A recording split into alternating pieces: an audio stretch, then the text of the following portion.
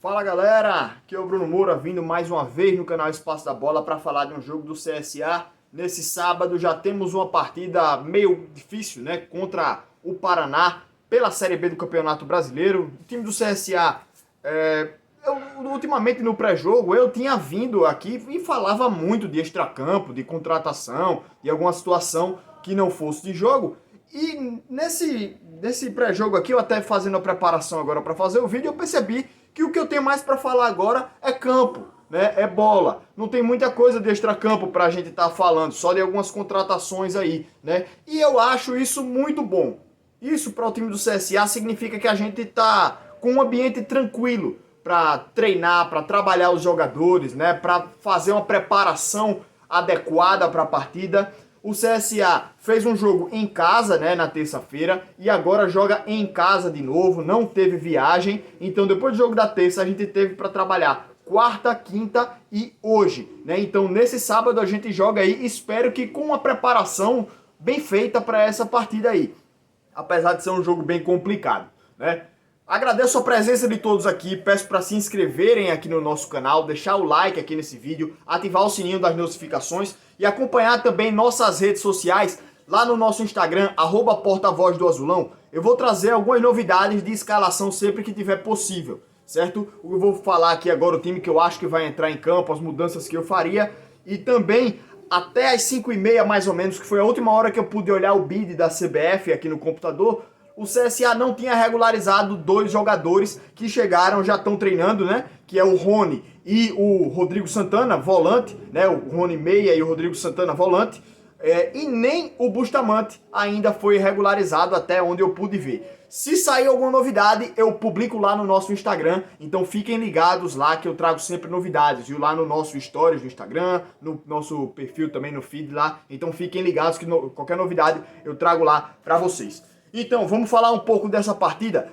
O time do CSA vem, nos últimos 5 jogos, com a melhor campanha da Série B. 12 pontos. Né? Nos últimos 5 jogos, assim, se pegar um retrato dos últimos 5 jogos, o CSA é o primeiro colocado. Então, vem numa ótima sequência, vem numa ótima fase, nosso time. E o Paraná, nos últimos 5 jogos, só uma vitória, né? 4 jogos sem vencer, então a fase do Paraná não é muito boa. Acontece que esses times que estão lá na parte de cima da tabela, o Paraná até momentos atrás era líder, o Paraná, esses times raramente ficam com essa má fase durante muito tempo, né? Então, a gente tinha até um paralelo a fazer com o jogo contra o Sampaio Corrêa, que era um adversário também que estava em mais fase, estava lá embaixo, tá, não sei o que, a gente pegou o Sampaio, deu brecha, eles fizeram gol. Com o Oeste a mesma coisa, né? Então, assim, má fase dos adversários não é motivo para o CSA pensar na vitória, não.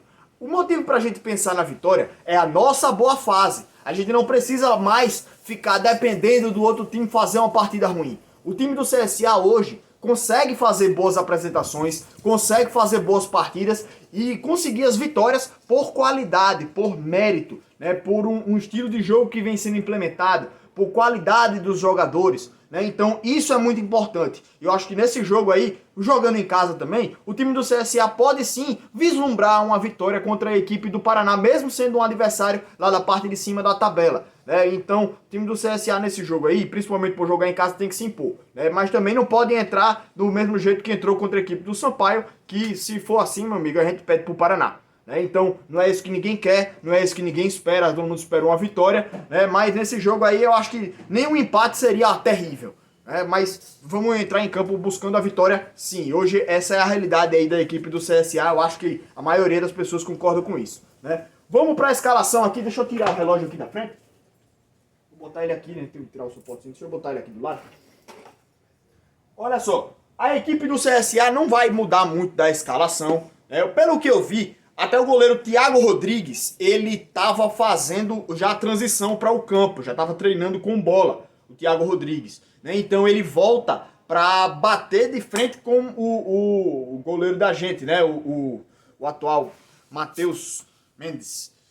Ele, então, o Thiago Rodrigues, eu não colocaria ele de primeira, porque quando chegou a nova comissão técnica já estava esse goleiro e ele foi muito bem em todos os jogos, então por critério Essa comissão aí teria que manter. Se fosse o treinador, por exemplo, o Eduardo Batista, que já conhecesse o Thiago Rodrigues, né, que já tivesse confiança nele, aí poderia justificar. Mas eu não faria isso sendo a nova comissão técnica, né? Pensando nesse sentido, eu não faria isso. E mesmo eu com a minha cabeça, né, gostando muito do Thiago Rodrigues, seria, eu acho que injusto eu pedir a volta do Thiago Rodrigues nesse momento, injusto com o goleiro atual da gente, né? Então eu acho até que a direção vai optar também pela manutenção do Matheus Mendes.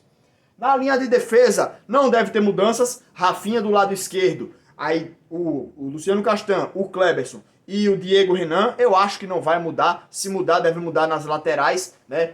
E tem também o Inácio, que pode fazer a estreia dele, mas se eu sou o treinador, eu coloco o Inácio durante os jogos. Não coloco ele direto, né? Primeiro, né? Eu colocaria a zaga que tá jogando bem. E também eu testaria o Norberto na lateral direita, já venho pedindo há muito tempo. O Diego Renan falha bastante e o Norberto pode fazer melhor essa função de lateral direito, né? Pode fazer melhor a parte defensiva da lateral. Não é o ideal, mas eu acho que ele pode ser mais efetivo do que o Diego Renan. E do lado esquerdo, o Rafinha é o melhor lateral esquerdo que a gente tem, né? Eu acho que titular mesmo é o Rafinha.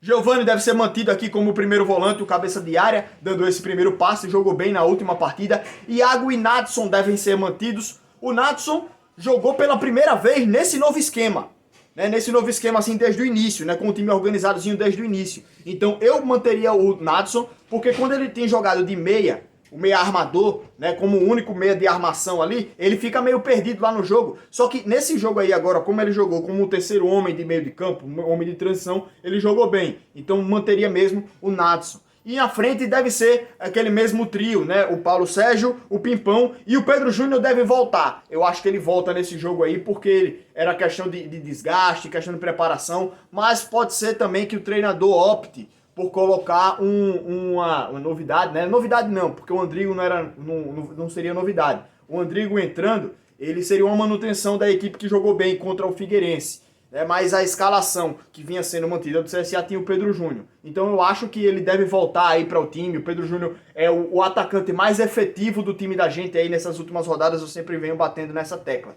Então eu creio que esse trio deve ser mantido aí, o Pedro Júnior voltando a ser titular. Então, pessoal, vou encerrar esse vídeo aqui. Daqui a pouco tá no ar no YouTube. Daqui a pouco não, né? Se você tá assistindo é porque já tá no ar, Bruno idiota.